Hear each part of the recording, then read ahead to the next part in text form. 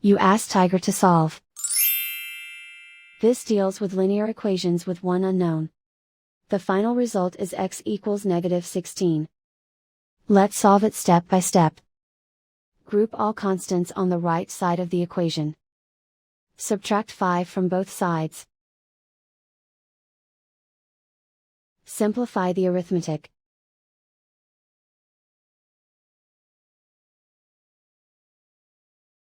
Isolate the x. Multiply both sides by inverse fraction 2/1. Group like terms. Multiply the coefficients. Simplify the fraction. Simplify the arithmetic.